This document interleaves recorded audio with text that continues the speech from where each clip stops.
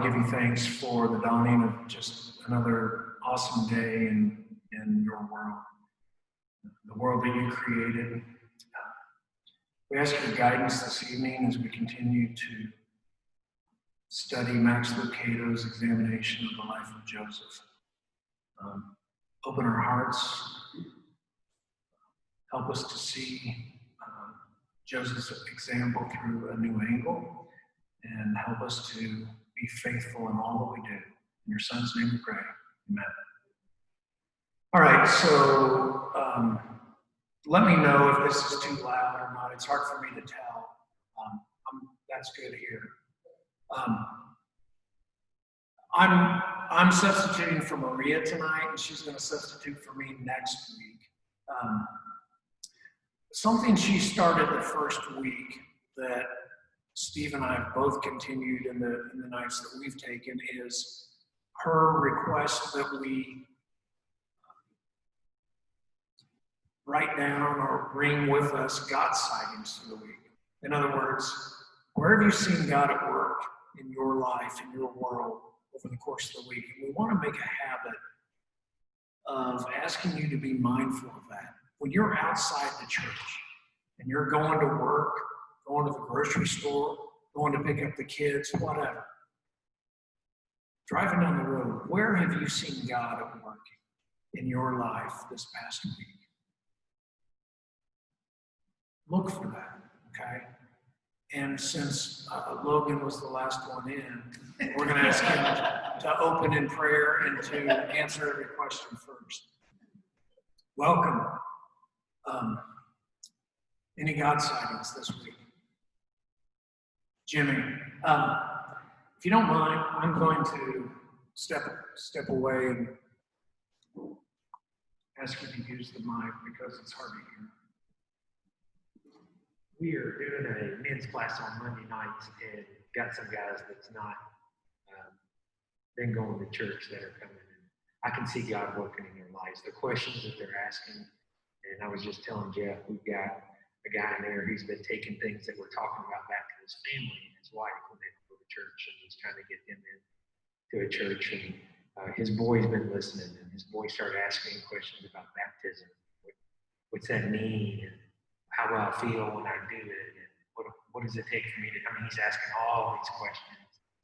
And it's just, I can see it working. And it's really cool to get to be a part of that and just get to see that God moving in that family. So it's been really neat. Okay. Anyone else?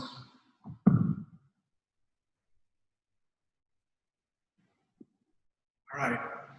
I want to see half the people raise their hands next week. We won't go around and ask everyone to speak, but part of witnessing, I think, is being able to, all of witnessing is being able to share stories from your own personal life. I think, give your own testimony. And being aware of God's presence and seeing Him work in your life is something that is a habit, I think, that would be a benefit to all of us, and certainly it would for me. I'd like to share that I've had a couple of instances. I didn't realize it, but CAST has started back in a kind of an appointment-only situation because with the pandemic, we can't just have people pouring in and handling it that way. But I was talking to Bart, and he was saying that he had CAST and explained a little bit about it. Well, there's a young man that I've had an opportunity to work with, and I got up the nerve to ask his mom over the course of summer, would he be willing to maybe come on Thursday nights and meet with Brendan and maybe come on Tuesdays and Thursdays and go to CAST. And she asked him, and he said he'd really like that very much. So today I was able to reach out to Cassie Corp, and I connected the mom and Cassie together. I think it's pretty cool to see the church meet a need, and I think God works through the hands and feet of the people in the church. And so that's one example I was able to see. I got an example. Okay. Since I showed the light, I'll share. Logan speaks. So my mom made this pocket cross, and it's got this little wooden cross in it. Catholic thumb rosary. And I mean, it's the same thing. So I carry it with me everywhere. And about a week and a half ago, I lost it. And I was freaking out. Like, well, what am I going to do? So I called her and asked her to send me another one. And so that was a few days ago, but I went to work yesterday. And the back side of this is gray. It was laying in the landscaping work, the same color as the rock. I just happened to walk out of the vehicle doing something, and I just looked down. I could see it.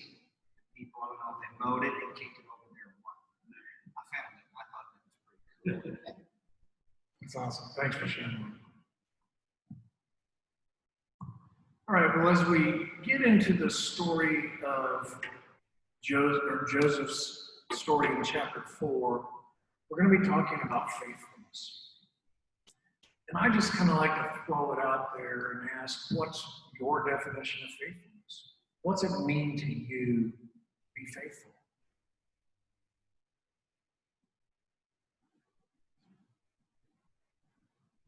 I'm looking for 7 to 10 one-word descriptions.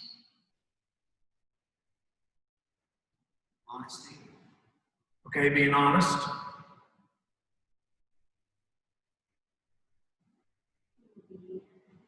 Being obedient. Honesty, obedience, commitment, being committed. Hopeful. Okay, having hope.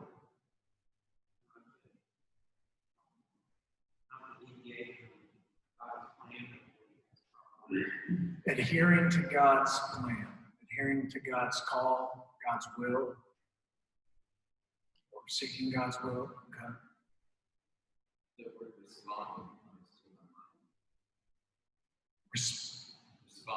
Responding. Okay. Being faithful is responding. Action. Taking action.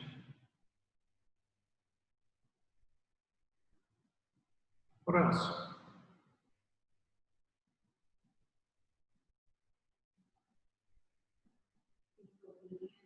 Being obedient. See Connie looking through the book for the answer.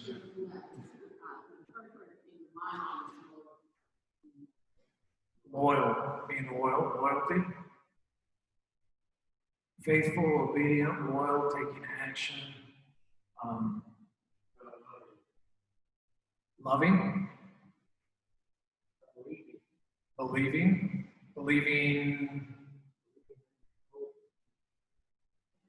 Okay.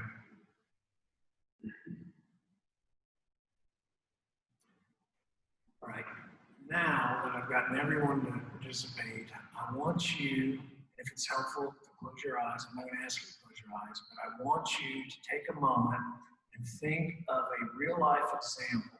It doesn't have to be you, but a real life example of faithfulness you've seen. It doesn't have to be related to the church. Real life example of faithfulness.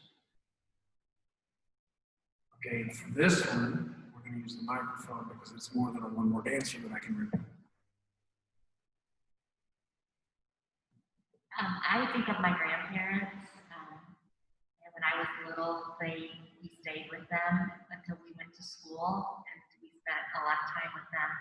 And I can just vividly still remember both my grandparents reading their German Bibles, and there was never, ever a meal that you didn't say a prayer before you ate, and you said a prayer before you left the table.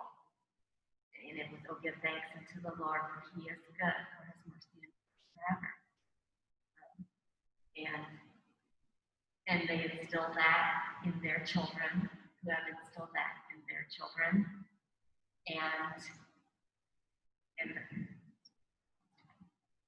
Okay, so in Kim's story, for example, how many of those words do you see? Grandparents that, without fail, before every meal, after every meal, give thanks to God, and then instill that habit in following generations. We see obedience, we see loyalty, we see honesty, we see action. What other examples? Jeff? I'm not a dog person, but dogs are as faithful as they come. No matter what happens, they always come back before well. Okay.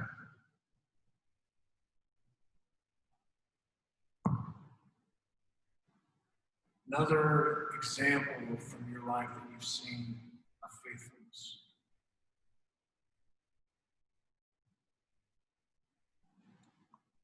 Mike.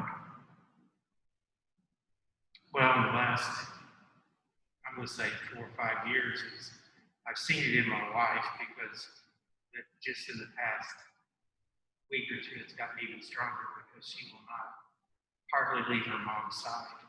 Her mom's 101 right now, and you know, we thought she was probably going to pass over the weekend, but they got her out of bed right. Naya still will not leave her mom's side, so I'd say that's pretty faithful. But her mom and dad is a lot like what Ken was talking about, and her grandparents. You know, you always said a prayer at a meal. I don't recall saying one after the meal. It was always before the meal, and I owe a lot to my mother-in-law too, because she instilled in me the love of God more so than from my own family.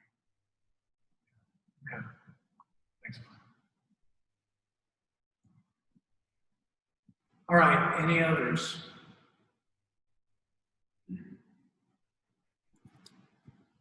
Jimmy? I have to say my dad. He's not a faithful goer of church, and that's not what I'm talking about. As far as being faithful, he has been the person after I went through a divorce in 2010.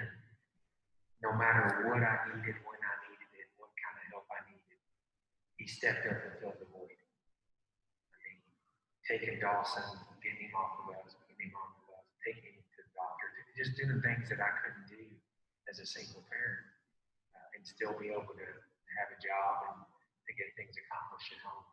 My dad it was just amazing. He stepped into that role. And I never would have believed it before that. But even to this day, ask Michelle, just whatever we need, he's there. And does whatever it takes to get the job done. Just faithful to us as family. Right.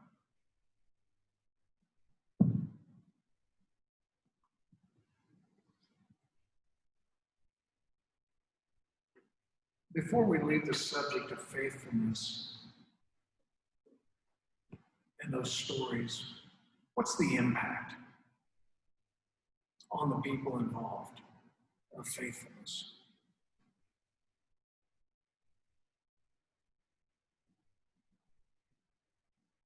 What impact, Jimmy? You just went last. What's the impact on you?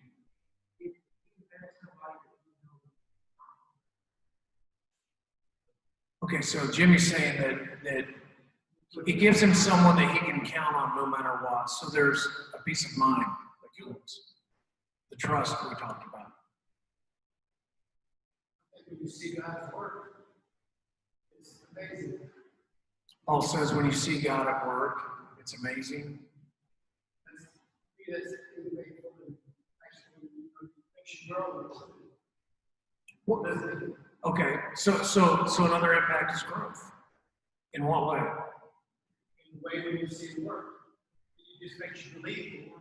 Okay, it grows in the way we believe because we see it in action. And some of the things we see in action, what is that? We talked about somebody threw out the word love. Isn't that kind of a perfect example of love? What the story Jimmy told about his dad? What other impacts does faithfulness have? Who does it impact?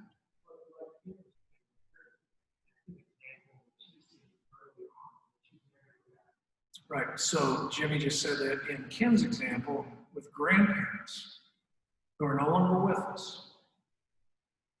who prayed without fail before and after the meal, and Kim can still say the prayer after the meal, the impact that it has on her parents and siblings, and then herself, her generation and siblings. And so that's kind of what we call a legacy that lives on, right? So it impacts not just, it impacts the people who look up to you as a role model.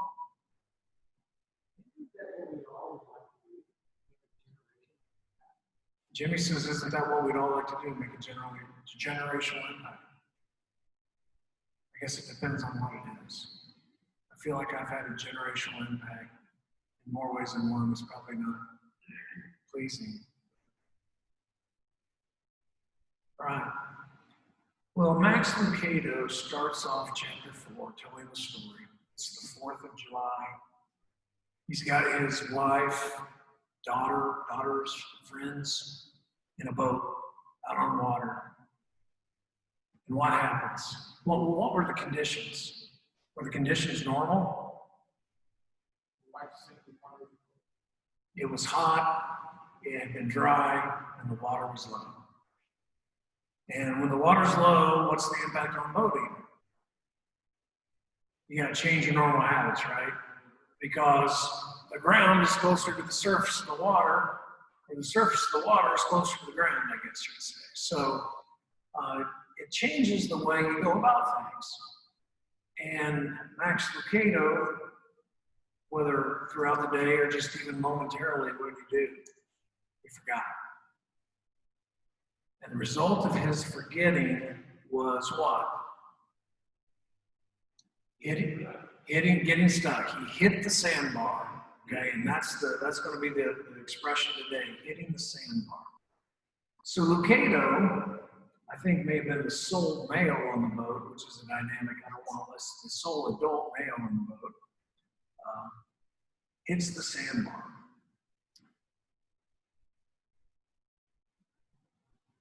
When he did that, what's the response? What's his response?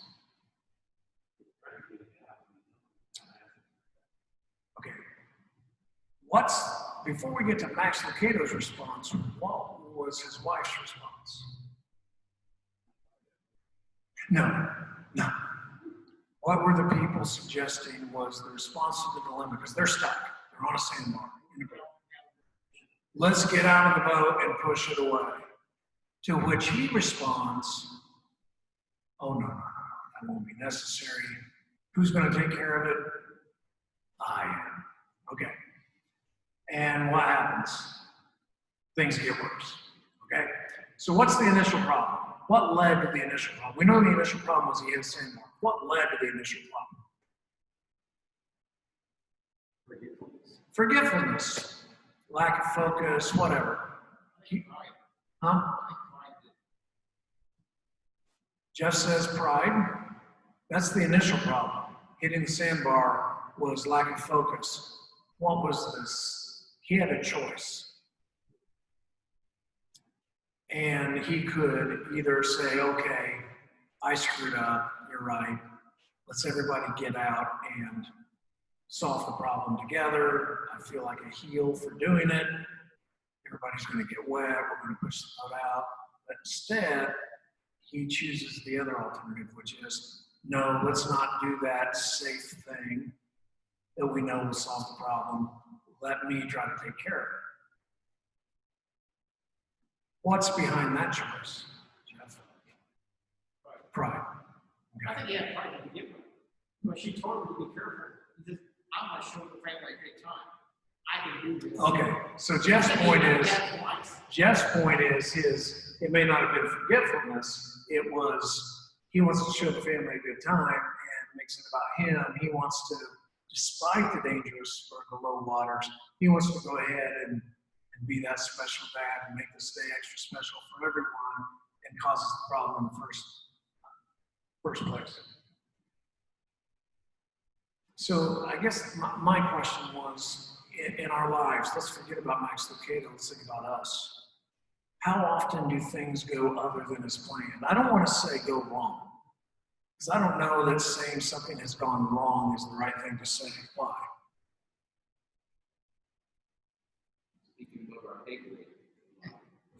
Yeah, Well, it may not be our plan. right. God's plan may not be our plan. And really, that decision on what's right and wrong may be above our pay grade as far as the way events unfold. But how we respond, no matter what, when things don't go the way we anticipated them going, we invariably have a choice, don't we? A choice involves at least two possible courses of action. There may be more than two. But a choice is when you've got more than one course of action to take. And in Max's case,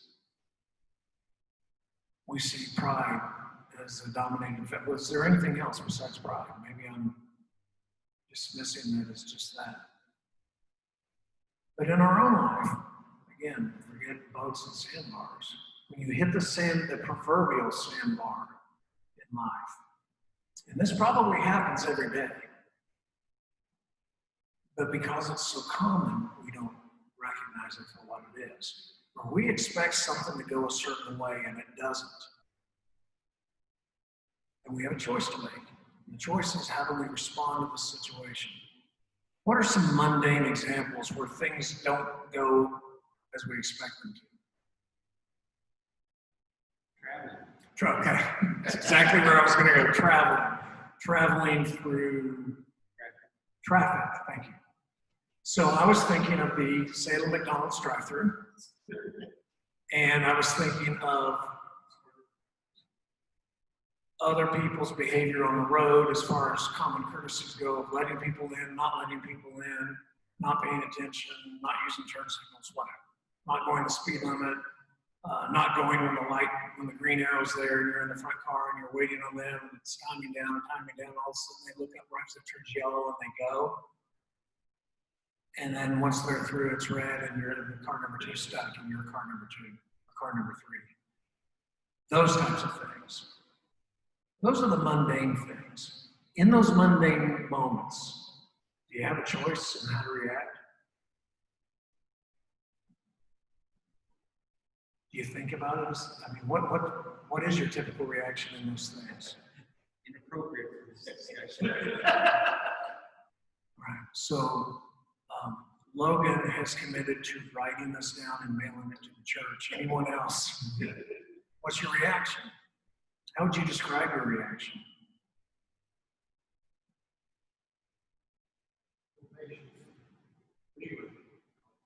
Oh, what'd you say?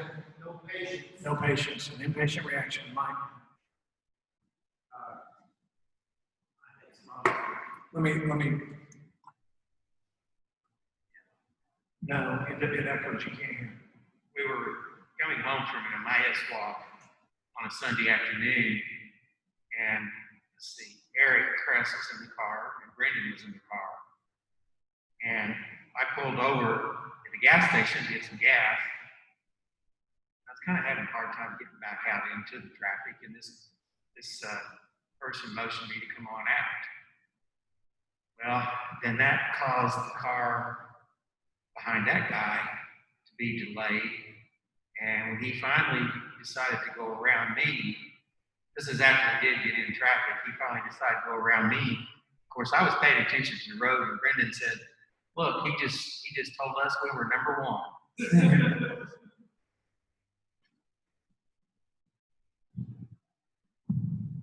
The part of the story that Mike's telling you is that was actually my wife.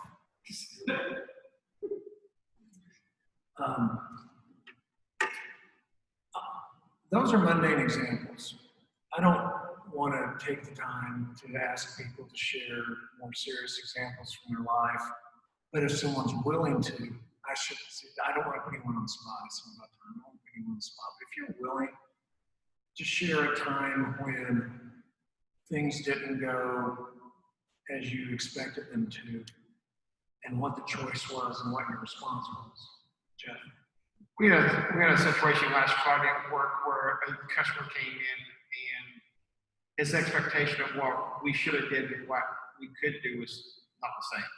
And so he got very, very mad and was more than difficult to deal with. And so we had the battle, he got loud, and things kind of got out of control, and finally he left, and I came back to the pharmacy. Everybody was kind of standing around, kind of looking, and I said, yeah, and God wants me to extend grace to that person. And it gave us a chance to actually talk about at work, how do we show grace to people that are difficult to us? That doesn't always happen. Usually we just get mad and complain about them. But this time we actually had a chance to talk as a pharmacy. How do you extend grace to people that are being a real pain in your day? So it ended up being a good thing, even though it was painful at the time.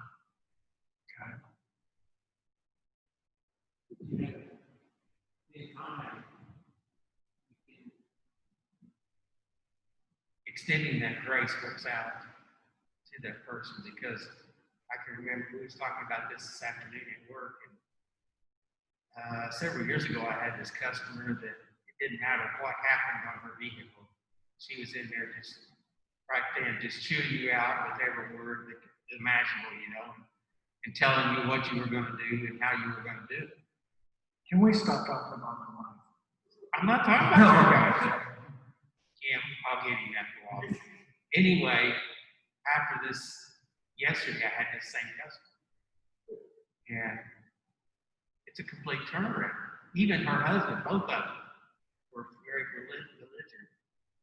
And both of them yesterday, I asked him, I said, you turned into a comedian. And when they left, I sold them a vehicle. When they left, he patted me on the back and thanked me. She turned around and gave me a big hug.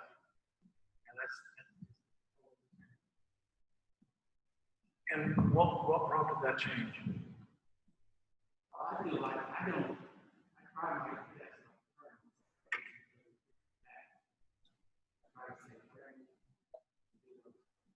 So you think it was the way you responded to their attitudes? Okay. All right, and that's, we have a choice. But that goes along with the series. When they first get that,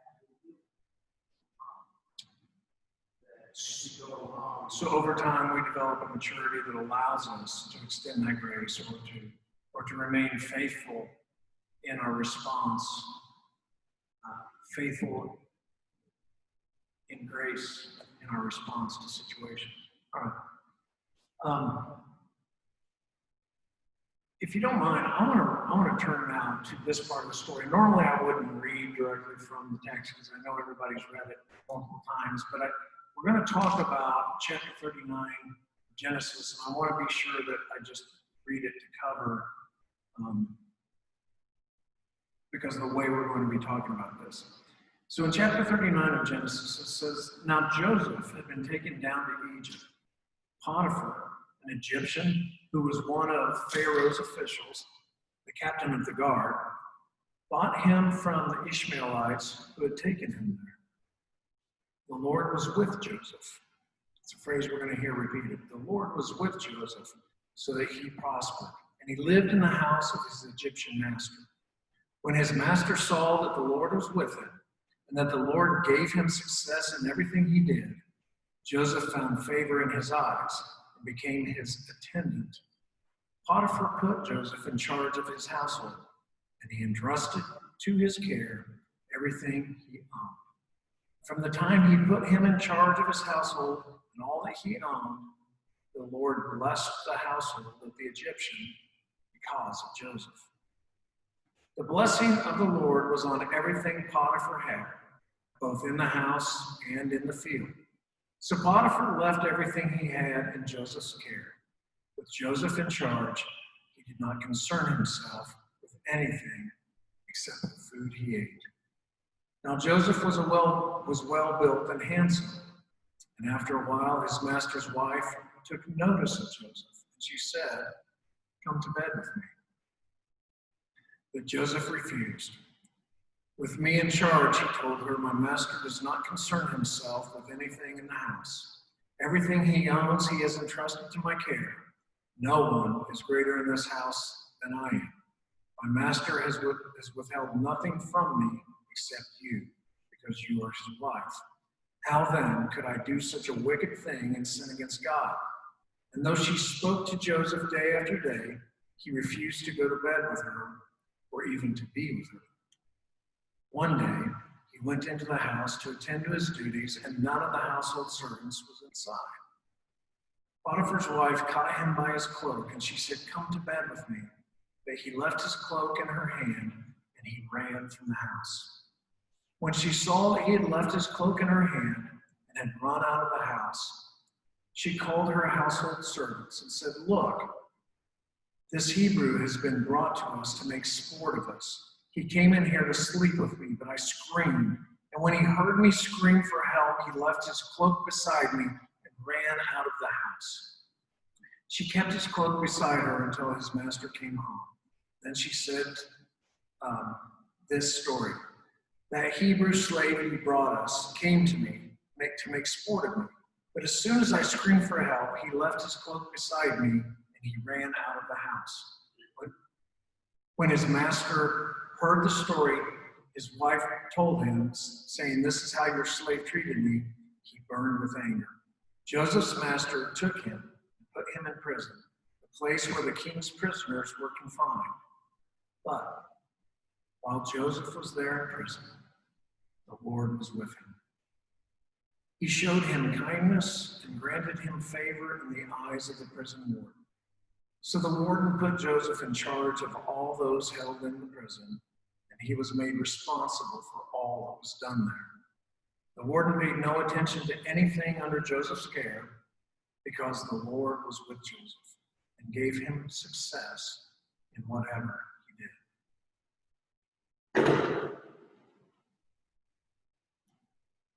Thoughts? What jumps out at you about that story?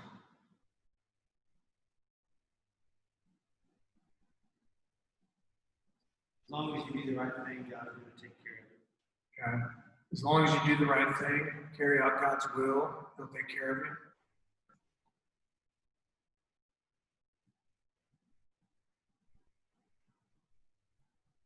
A theme we saw repeated. The Lord was with Joseph. But as we talked about, if you're in prison, you need to see that God is taking care of it. If he was home in prison, so in our minds, that would not be God taking care of us at that point. Okay. Because he took everything, he took all the great things in life they had in Potiphar's house, and now all of a sudden he's going to prison. So how is God blessing us in that situation? Okay. How is God with him in that situation if he's been thrown in prison? Steve? You don't have to answer Jeff's question. There are a lot of stories in scripture where people fall into sexual sin and temptation. And I think it speaks a lot to his character that he could have gotten away with this in all likelihood, and he chose not to. And then attributed it not even as sinning against Potiphar, but Joseph's biggest concern was that how could I sin against God in doing this? Yeah, did you pick up on that when you read chapter 39? That Joseph's comment was about how could I sin against the Lord? How could I sin against God? On Jeff's question, so it says that God was with him. But Jeff asked, how could God be with him? I think, hypothetically, how can we say God is with him if he's been thrown into prison, unjustly in prison for something he didn't do? And the person who did wrong by him, who lied about him, bore false witness, false testimony, is out and doing fine, is not punished. And there weren't two witnesses, were there? There was one. So how do we say that God's with him? Well, number one, the text says it, right? But what else? I think that God was protecting Joseph because he took him out of a situation where he was being tempted or in a trial, and put him in a situation to where he wasn't, and he was successful in that situation. All right. So Logan brings up a really good point. Give me just a second. Who thinks about it from that angle? I call that the paradigm shift. It's like, wait a minute. Maybe there was a situation, because one perspective that many people say is, well, this is something he could have gotten away with. And he didn't bow to the pressure or the temptation, even though he knows he may have gotten away with it. Another perspective, that you, as a human, you don't know if you will or not, but Logan brings up what I call a kind of a paradigm shift, is look at it from a different angle. Maybe he was removed from a situation that could have really brought him trouble, because in this one he really didn't do anything, but he may have actually ultimately sinned when tempted long enough. But even after he took him out of that situation, what did God do? What did Joseph do? Joseph remained faithful, loyal, loving, trustworthy, and all that. And the result of that was, in his new environment, what? Everybody trusted him.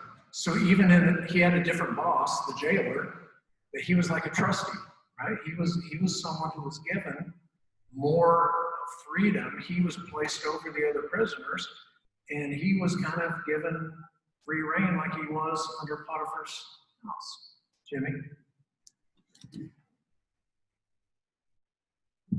I was just going to add that kind of like what Jeff was talking about. We don't see God working when we think something bad happens, even though He is. If you know the rest of the story about Joseph, He's definitely working with. And that's kind of how we live our life, is we want the immediate satisfaction, gratification that God's working right now to see it. And that's where we get lost, because when we're thinking worldly things, like you said, Joseph lost there, all the good stuff he had. He was over the house, and Potiphar trusted him, and he had all this. But like you said, that other sin could have came in down the road after temptation, he might have finally given in. But God removed him from that, put him in prison, which we see as a horrible thing. I mean, I don't want to go there, but the rest of the story kind of unfolds out, and Joseph gets showed favor once again from the Lord. And I think it's just a story where we look at and just remain faithful. God is working always, and to see that when you're in prison, like Paul, like Joseph, that's hard to do. But that's why I love those guys so much, because they can see it, and most people can't. I don't know if I would be able to. They did, and they just was patiently waiting. I just love the story of Joseph. I just thought it was. Thanks, Jim.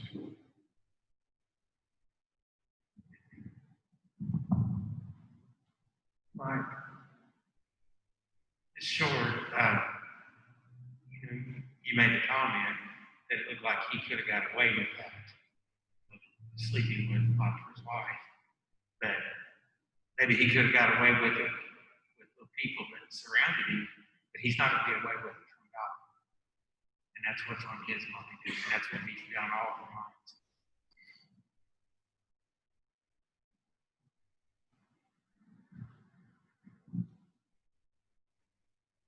All right, so again, from Mike's response, really it's who's your reference group?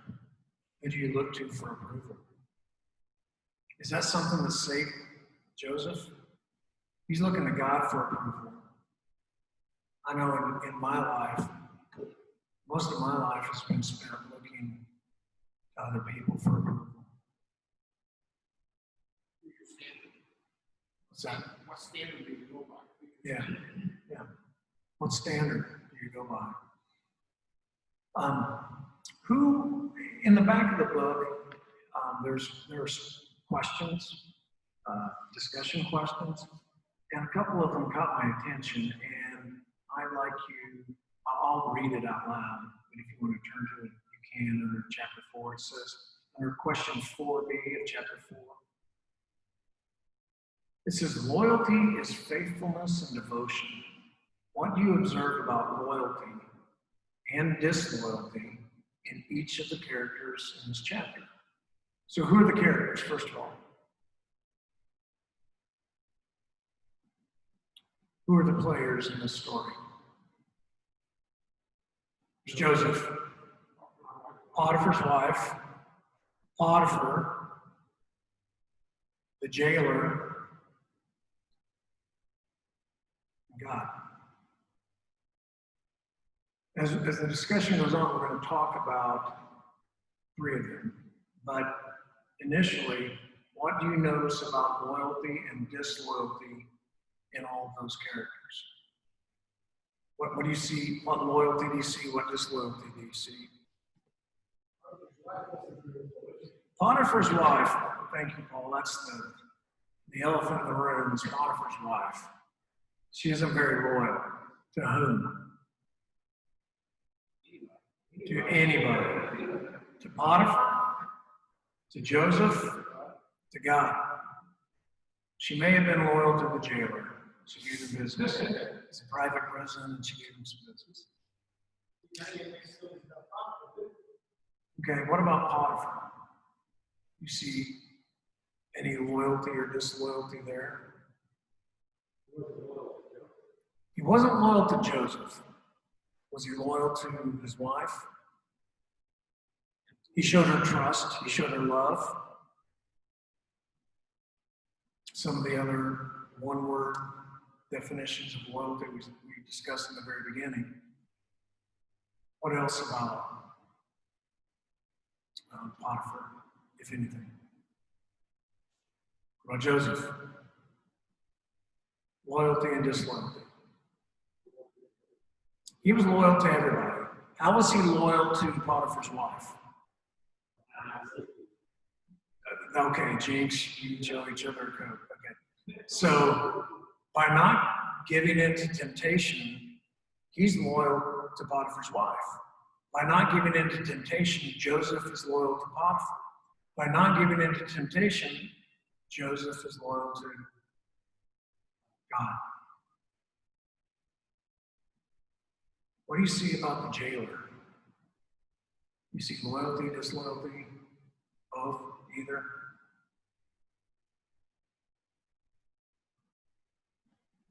The jailer, at the end of the story, at the end of that chapter, it says that God was with Joseph. And the jailer gave Joseph all kinds of freedoms and put him over the other prisoners and could be trusted and all that. So, again, I think even the jailer could see and was loyal to Joseph. Right. Whom is each person in the story trying to please? We've already talked about Joseph. He's trying to please who? God. He's trying to please God. He's also trying to please Potiphar. Potiphar doesn't see it because he doesn't believe in him. But where his heart is to please those who have authority over him. Right? Is he trying to please Potiphar and God? Who is, okay. Who is Potiphar's wife trying to please? Herself. Well, I think she's also trying to please Joseph.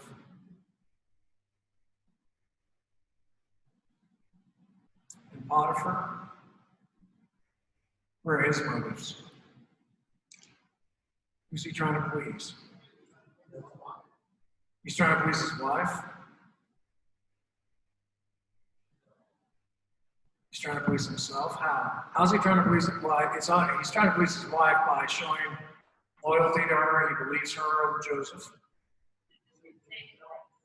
Tracy?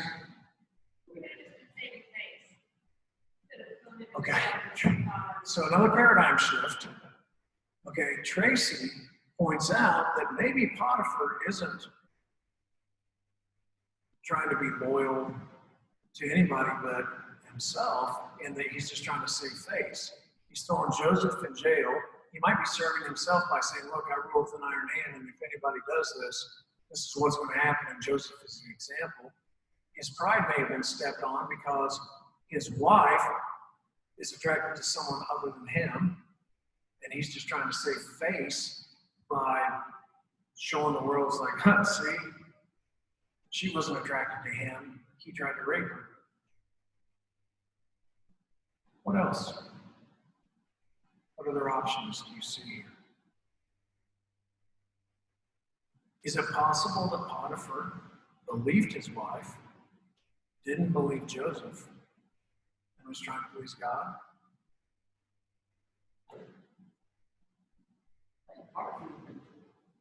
You think Potiphar was what? He was torn. And so much riches. Right. So Joseph had been. Yeah, not someone that's going through so much material stuff. So, yeah, I've got my wife, she said this, but well, Joseph's money.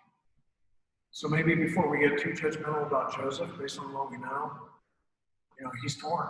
Joseph has two people who are loyal to him, to whom he is loyal, and he's got to make a decision. And once he does, the results are profound either way. How does God play in Potiphar's decision? Because as we go, what we would call discernment, other people may call us judgmental, but as we evaluate this scenario and Potiphar's actions, how do we look at that? How do we choose to look at it? And where do we come down on where his heart is? It was all of this about. But we do know that it's all part of God's plan.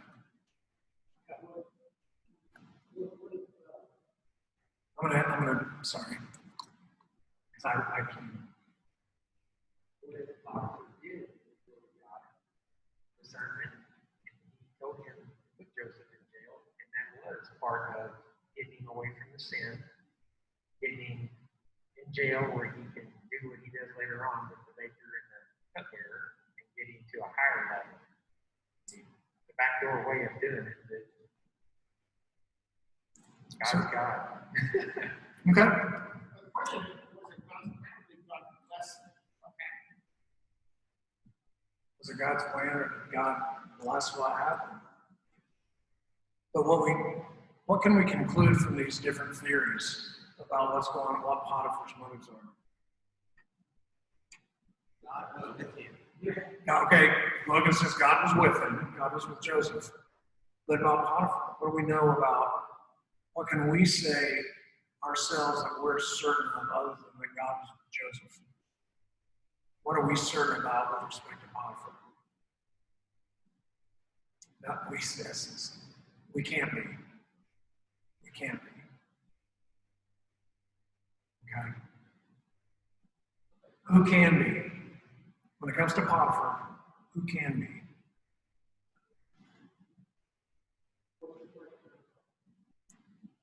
Originally, my question was, what can we say that we know to be true about Potiphar, where his heart was, what his motives were?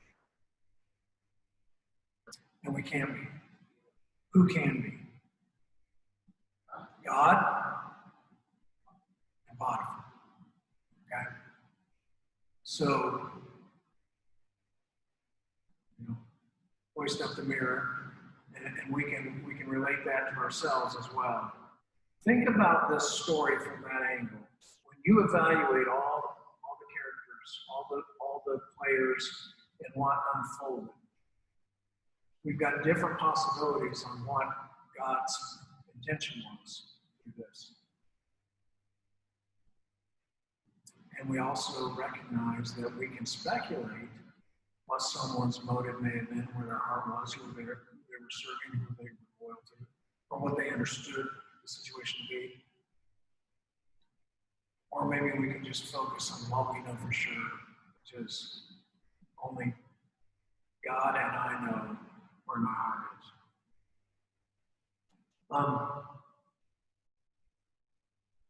What was the sandbar? Let's go back to Cato's opening metaphor. What was the sandbar that got hit? The unexpected, not unforeseen, but certainly unexpected sandbar that got hit.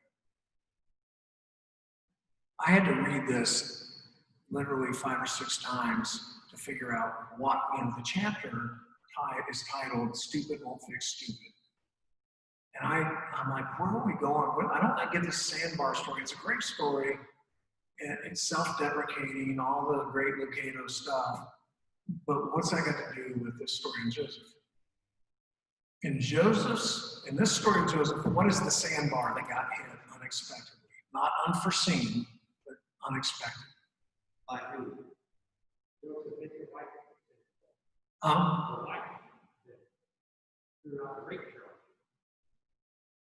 I couldn't hear it. Oh, the wife that threw out the child. Yeah. Potiphar's wife trying to seduce Joseph. It's not unforeseeable. Just like the sandbar wasn't unforeseeable. In fact, he'd been forewarned that it's possible. But did Lucado hit that sandbar on purpose? No, it was unintentional. It's unexpected. When it hit, how it hit, it was unexpected. Joseph and the issue with Potiphar's wife probably wasn't entirely unforeseeable. But it probably was unexpected when it came up. So that's the sandbar, is something that happened outside of his direct control. So think of the sandbar as something that we can probably foresee, but not necessarily prevent. But what we can do then is plan our response if these foreseeable but unexpected, they're foreseeable, but we don't know when or how or if, in fact, they'll come up. Lucado didn't know for sure he hit a sandbar that day, but he knew it was possible. Why? Because his wife told him. And he knew that. But that doesn't guarantee he's going to hit one. Potiphar can probably suspect that this might come up for obvious reasons. He's so trusted that no one else is around. And as Lucado put it, and as Moses put it, it says in here somewhere that Joseph was a hottie. He was a good-looking man. So, and as Lucado says, Potiphar probably had his choice of wives. So these are forces that we can see that are not unforeseeable. But what actually happened was unexpected when it did. So when that formula comes, what's it's not expected, but you can see it's a possibility. What do we do naturally? What should we do? Plan our escape, plan our response. When I'm in the drive-thru at McDonald's, what I do is I wait patiently the long way around, single file, and where it splits into two lines, one car will go around the long line, and then the next car doesn't pull up, and pretty soon we're all backed up, and it's not quite, and it's like, wait, the next car should be going up to that long line, and they're not doing it. Then what happens? Someone turns in from Main Street, comes in the back entrance, who hasn't sat there for 15 minutes, and what do? They pull in right behind now there are 8 cars in line, in single file line, and they just get right in line. That's foreseeable, Tracy. That's foreseeable. And you need to plan your response in advance. I know what response. Okay.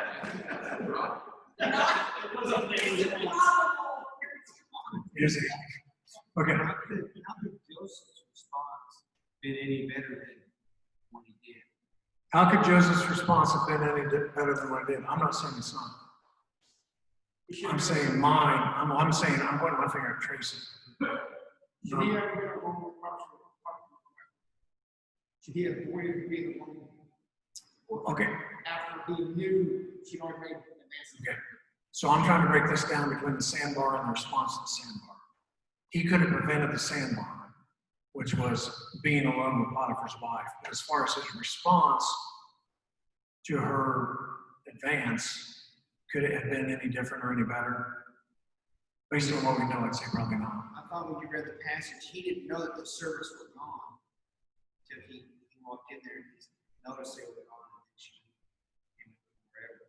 Because I just think if you would have told Potiphar about it, it was a losing situation because Potiphar would have thought he was lying and off with Joseph. So if you would have told Potiphar about it, no matter what, he would come out on the short end of the stick, and that's possible. He's also a slave. She's basically his boss.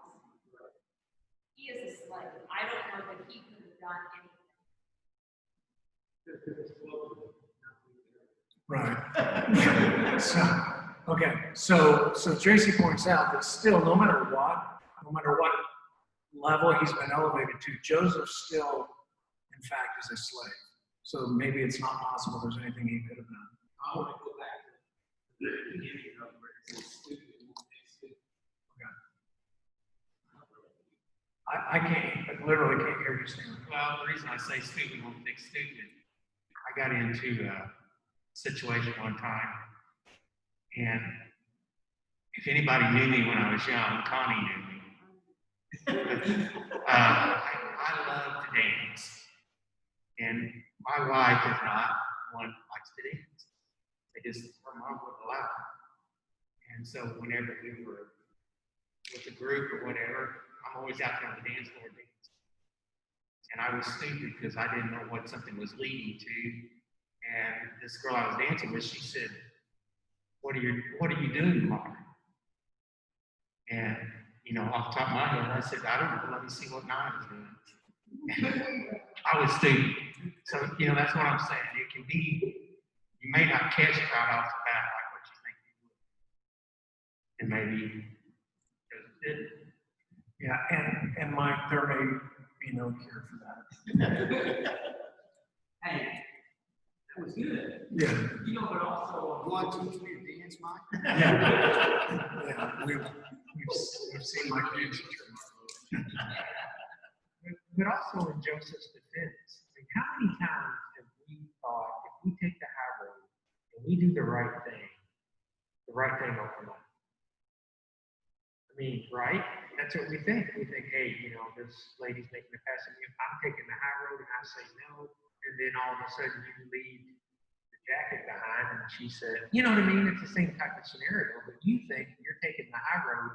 And that may be what Joseph thought. As long as I'm taking the high road, God's going to take care of me. The truth's going to come out.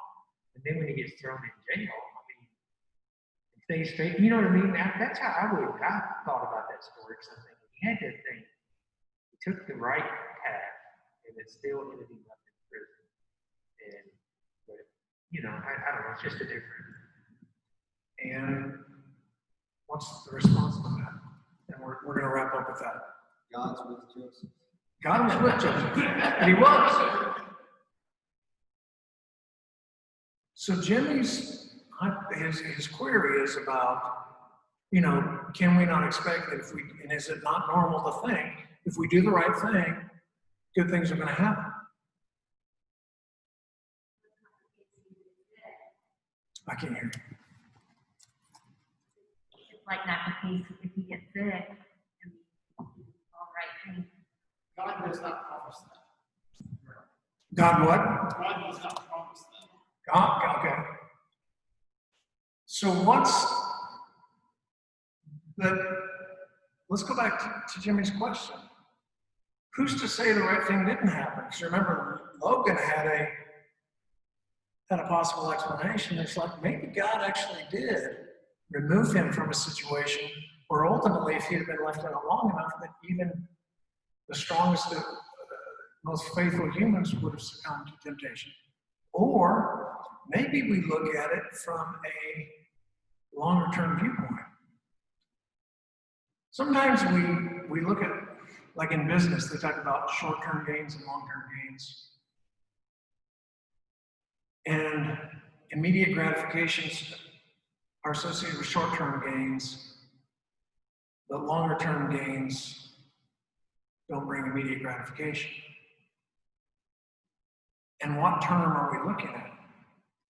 Because in the typical human response Jimmy brought up, we think of the right thing's going to happen. And when we say the right thing or good things are going to happen, what are we talking about? We're talking about worldly things. We expect worldly things to go right as opposed to going wrong in a worldly way.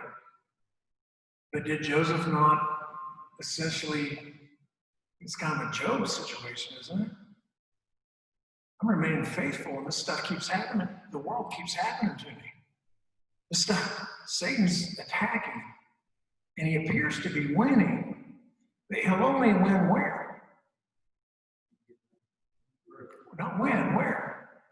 Here. So maybe it's having a eternity worldview as opposed to a lifetime worldview.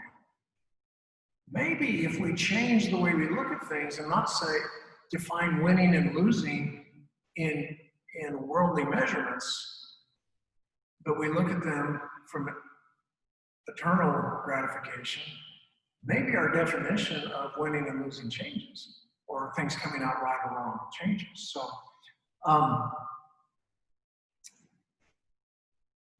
we're out of time. Yeah, Jimmy, I'm gonna. Oh no.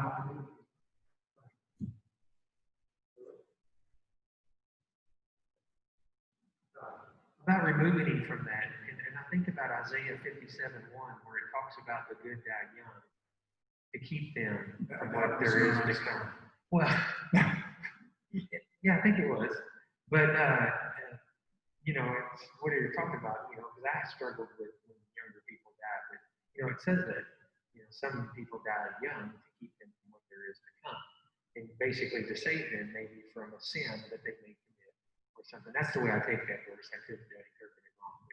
And I was just thinking more about what he said about, I've never thought about he was removed from that to keep them from sinning possibly in the future. So thank you for that. Thanks. Well, as we wrap up, I'd like to invite prayer requests before we close. Jimmy. I've got a couple. Lady at work had an interview on her service, and she passed away Sunday afternoon. What was her name? Natalie Leonard, she's on her service. Okay, Natalie Leonard passed away. And then also, I don't know if you all heard anything yet. I know. His mom's in bad condition.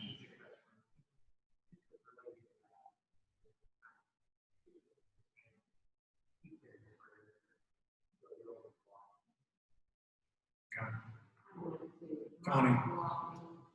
Who? Marcia? Yeah, how's she? Well, Jim is very good professional.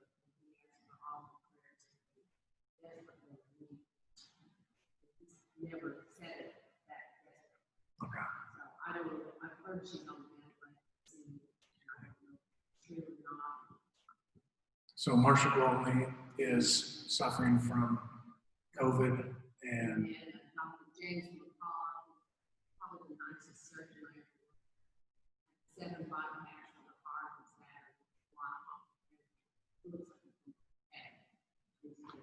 James McCall, Dr. Dr. James McCall. The city of Louisville. Gladys Paulus, a good